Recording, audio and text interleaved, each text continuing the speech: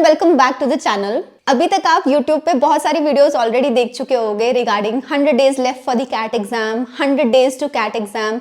And आपने जितनी number of videos ऐसी देखी है ना, that might be an indication कि आप ऑलरेडी अपने आप को ओवरवेल्म कर रहे हो with a lot of information and a lot of resources. I am going to keep this video super crisp ताकि आपको रियलाइज हो कि आपके लिए टाइम कितना जरूरी है and you only have to focus on the most important things in the next 100 days. So let us start with that one thing जो आप सबको करनी है इन द नेक्स्ट 100 डेज। चाहे आपने अभी सिलेबस स्टार्ट किया, चाहे आप कब से पढ़ाई करते आ रहे हो, this is one thing that you can not ignore in September, October, November, and that is mock taking. मैंने पिछली वीडियोस में भी ये चीज मेंशन की थी कि सितंबर, अक्टूबर और नवंबर के मंथ में इन टोटल आपको 30 मॉक्स जरूर लिखने हैं और उन 30 मॉक्स में आपका मेजर काम होगा अपनी अटेम्प्ट स्ट्रेटजी को डिफाइन करना। आज इस वीडियो को देखने के बाद आपको एक काम करना है, आपको एक पेज पे 3 कॉलम्स ड्रॉ करने हैं, VARC, DILR और क्वांट, और उसमें 2 चीजें मेंशन करनी है on the left hand side. पहली चीज आप लिखोगे ऑर्डर ऑफ अटेम्प्ट और दूसरी चीज आप लिखोगे time limit. Order of attempt में आपको तीनों सेक्शंस के लिए नोट डाउन करना है कि जब वो 40 मिनट स्टार्ट होंगे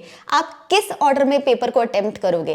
क्या आप RC पहले करोगे या VA, क्या आप DILR में DI पहले करोगे या LR, और क्वांट में आप इजी क्वेश्चन से स्टार्ट करोगे या टॉपिक वाइज मूव करोगे। सिमिलरली टाइम लिमिट के अंदर आप नोट करोगे कि आप एक RC के ऊपर 8 मिनट का टाइम लिमिट लगाओगे या 10 मिनट का, एंड DILR के अंदर एक सेट के ऊपर 5 मिनट का टाइमर लगेगा या 8 मिनट का। सिमिलरली क्वांट के एक क्वेश्चन पे आप मैक्सिमम कितना टाइम स्पेंड करोगे। इन 6 चीजों के कॉम्बिनेशन को हम बोलते हैं अटेम्प्ट स्ट्रेटजी, और अगले 30 मॉक्स में आपको इनको ऑल्टर करके देखना है कि आपके लिए परफेक्ट कॉम्बिनेशन कौन सा बैठ रहा है। नेक्स्ट पॉइंट में आपसे डिस्कस करूंगी सेक्शन वाइज स्ट्रेटजीज, और बहुत क्रिस्पली मैं आपको हर सेक्शन के लिए एक टास्क बताती हूँ। VARC में आपको एक ही काम की प्रैक्टिस करनी है, that is how to eliminate the options.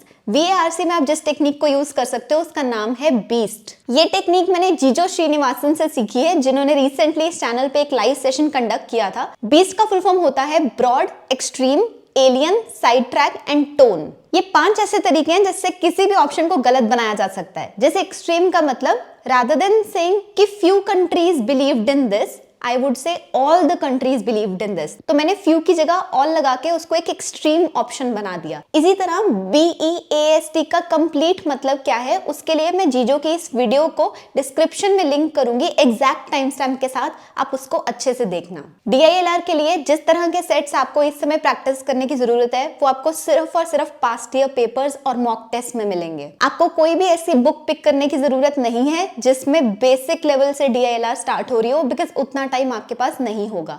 तो इसके लिए जो बुक्स मैं आपको रिकमेंड करूंगी, जिनके साथ मैं बहुत ईयर से कोलैबोरेट कर रही हूँ, दैट इज ओसवाल बुक्स। इनकी 2 तरह की बुक्स आती हैं।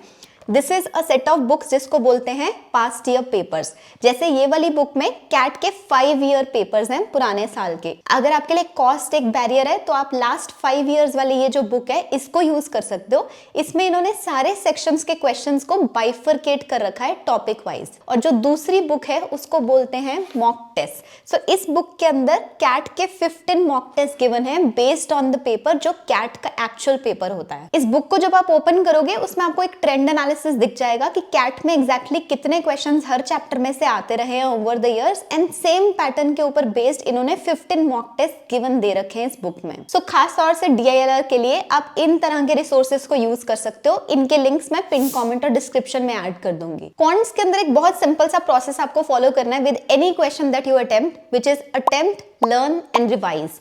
क्वेश्चन को अटेम्प्ट करना है यानी कि ट्राई करना है, उसके सोल्यूशन को देख के उससे लर्न करना है कि क्या तरीका था उसे सॉल्व करने का, एंड फॉर्मूला बुक के अंदर उसे नोट करके हर वीकेंड को रिवाइज करना है। यहाँ जो सबसे बड़ी गलती लोग करते हैं वो ये कि वो क्वेश्चन को नोट करते समय पूरा क्वेश्चन नोट कर लेते हैं। आपको क्वेश्चन नोट नहीं करना, आपको उस क्वेश्चन में यूज हो रही ट्रिक या फॉर्मूला या कॉन्सेप्ट को नोट करना है। तो अब ये तो हो गई बात कि आपको 100 डेज में करना क्या है। अब हम बात करेंगे कि आपको 100 डेज में क्या नहीं करना है या किस चीज को अवॉइड करना है। इसमें बहुत सिंपल 3 पॉइंट्स हैं। सबसे पहला, why am I not able to solve the questions. मुझसे क्वेश्चन सॉल्व क्यों नहीं हो रहा, ये बार बार सोच के आप अपने आप को परेशान मत करो। आप अपने आप को सिर्फ 2 चीजें पूछो, कौन सा क्वेश्चन आपसे सॉल्व नहीं हो रहा और क्यों। कौन से का मतलब ये है, जो भी क्वेश्चन आप ट्राई कर रहे हो, चाहे मॉक में ट्राई कर रहे हो या खुद से ट्राई कर रहे हो, उसका डिफिकल्टी लेवल इवैल्यूएट करो। अगर वो इजी क्वेश्चन है और मॉडरेट क्वेश्चन है तो आपसे होना चाहिए, लेकिन अगर वो क्वेश्चन डिफिकल्ट है तो वो आपसे नहीं होना चाहिए। That is the question you are suppose to skip in the exam. CAT exam में सारे क्वेश्चंस अटेम्प्ट नहीं करने होते। 50% क्वेश्चंस करेक्ट करने पे आपकी 99 परसेंटाइल आ जाती है।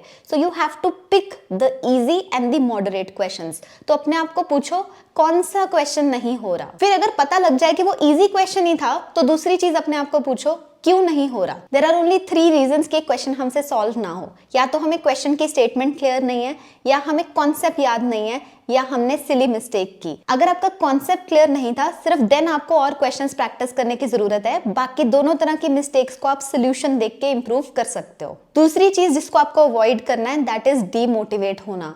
अगर आप अपने मॉक्स के स्कोर्स को देख के लो फील कर रहे हो तो मेरे पास एक आइडिया है, आप मुझे कमेंट्स में फीडबैक देना। मैंने सोचा कि जनरली इस स्टेज पे लोगों को ये जानना होता है कि बाकी सब भी वही इश्यूज फेस कर रहे हैं क्या जो मैं फेस कर रही हूँ। एंड दूसरी चीज, काश हम किसी से डिस्कस कर पाते कि हम क्या इशू फेस कर रहे हैं। In that case I am thinking कि मैं एक मंथ में 2 से 3 वेबिनार्स कंडक्ट करूं, जिसमें मैं फ्री जूम कॉल्स में आप सबको इनवाइट करूं कि अगर आपको कुछ इश्यू आ रहा है तो आप उसको शेयर कर पाओ। अगर आप ऐसे किसी सेशन के लिए इंटरेस्टेड हो तो आप बस कमेंट्स में येस टू जूम कॉल लिख दो, so that I get to know कि ऐसे सेशंस ऑर्गेनाइज किए जा सकते हैं। तीसरी चीज जो आपको नहीं करनी है वो है लो मार्क्स से डीमोटिवेट होना। जब मैं मॉक्स अटेम्प्ट करती थी तो जनरली जब पेपर अच्छा नहीं होता था तो मुझे अपने ऊपर बहुत डाउट होने लगता था कि क्या मैं सही तरीके से तैयारी कर भी रही हूँ या नहीं। फिर मैंने एक बार एल्बर्ट आइंस्टाइन की एक कोटेशन पढ़ी and that really changed my preparation through out the mock journey. वो कोटेशन थी वही कोटेशन जो आज मैंने पीछे भी लिखी है कि insanity is doing the same thing over and over again but expecting different results.